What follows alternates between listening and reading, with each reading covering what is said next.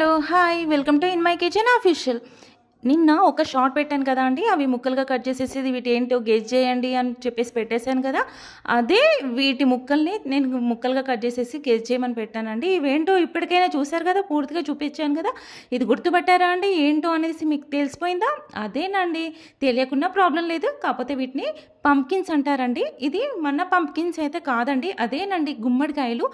ఇవి మాత్రం మన గుమ్మడికాయలు కాదు. అంటే ఇండియా గుమ్మడికాయలు కాదనమాట. ఫారెన్ గుమ్మడికాయలంట అండి.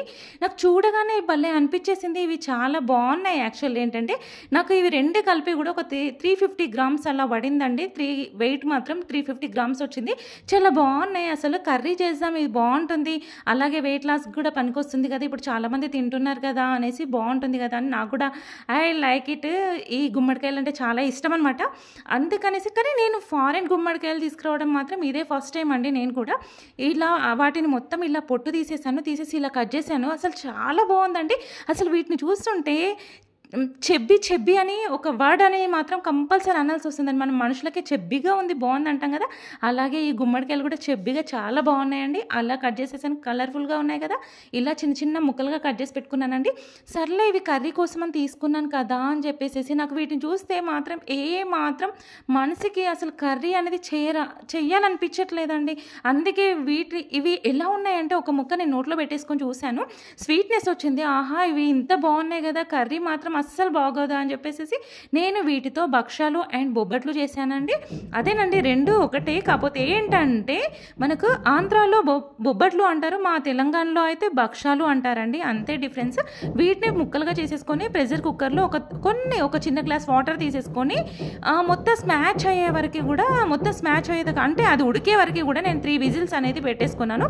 అది ఉడికిందండి. ఉడికిన తర్వాత అదేంటంటే ఒక చిన్న గరిటెతో మంచి స్మూత్గా ఇలా స్మాష్ చేసేసుకుంటే తొందరనే స్మాష్ అయిపోయిందండి. అలా పక్కన పెట్టేసేసుకున్నాను. బాగా వేడుంది కదా అని చెప్పేసి. ఇప్పుడు నేను ఈ బొబ్బట్లకి ఏంటంటే నేను మైదా పిండి తీసుకున్నాను, అలాగే గోధుమ పిండి కూడా తీసుకున్నానండి. నేను మైదా పిండి అనేది ఫస్ట్ తీసేసుకొని ఒక 300 గ్రామ్స్ మైదా పిండి తీసుకుని దాంట్లోకి ఒక టేబుల్ స్పూన్ నెయ్యి వేసేసి మంచిగా కలిపేసేసుకుని అలాగే చిన్న చిటికెడు సాల్ట్ వేసేసుకున్నాను, చిన్న చిటికెడు పసుపు కూడా వేసేసుకున్నానండి కలర్ఫుల్గా. నేనైతే పసుపు అసలు వేసుకోను. సరే యూట్యూబ్ కోసం కదా కొంచెం కలర్ఫుల్ ఉంటే బాగుంటుంది కదా అనేసి పసుపు అనేది యాడ్ చేసేసుకున్నాను. అలా కలిపి స్మూత్గా వచ్చేటట్టు కలిపేసుకుని క్లాత్ పెట్టేసి పక్కన పెట్టేసేసుకున్నానండి ఒక 15 మినిట్స్ అట్లా.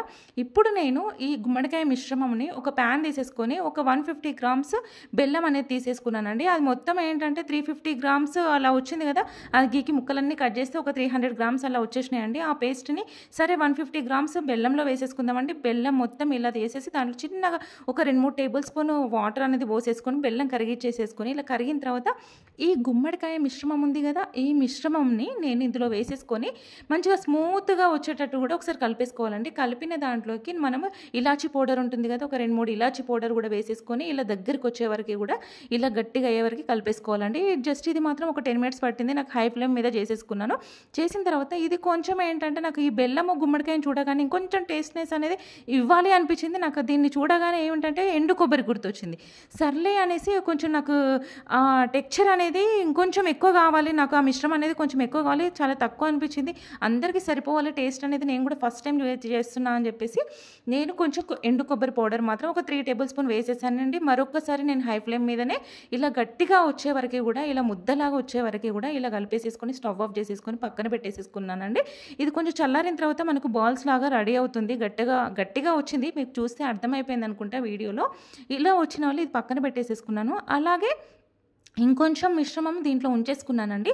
ఇంకొక కప్పు నిండా కప్పు అండ్ హాఫ్ అలా మిశ్రమాన్ని ఉంచేసుకొని దీంట్లో నేను నాకు కొంచెం షుగర్ అంటే చాలా ఇష్టం అండి బెల్లం కన్నా. అందుకనే షుగర్ కూడా వేసేసుకొని అది కూడా సేమ్ యాజ్ ఇట్ ఈజ్ ఎలా అంటే ముద్దగా వచ్చేటట్టుగా మిశ్రమం మొత్తం ముద్దగా వచ్చే వరకు కూడా మనం ఇలా గరిటెతో కలుపుతూ దగ్గర పడే వరకు ఉంచేసేసి బాల్స్ లాగా చేసేసుకొని పక్కన పెట్టేసుకోవాలండి. అంత లోపల ఈ మైదా పిండి మాత్రం మంచి స్మూత్ టెక్స్చర్ వచ్చింది, స్మూత్నెస్ వచ్చేసిందండి.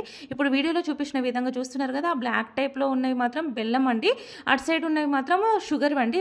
వీటికి కొంచెం డిఫరెంట్ అనేది మీకు తెలిసిపోతుంది. యాక్చువల్లీ ఇలా నేను ఒక 4 బౌల్స్ లాగా లడ్డు లాగా చేసి పెట్టేసేసుకొని ఇలా మైదా పిండిలో వేసేసి ఇలా చేయితోని ఇలా ప్రెస్ చేసేసానండి. ఒక పేపర్ అనేది కానీ ఆ పేపర్ కానీ టిష్యూ పేపర్ ఒక కవర్ గానీ, ఏదైనా పేపర్ గానీ నేనైతే బటర్ పేపర్ యూజ్ చేశానండి. మీ దగ్గర ఉంటే అది వాడుకోవచ్చు. లేదంటే నార్మల్ ఏదైనా ఆయిల్‌కి వచ్చే పేపర్స్ కానీ దాని మీద కూడా వేసేసుకొని కవర్ మీద వేసేసుకొని కూడా ఇలా ఒత్తేసుకోవచ్చండి.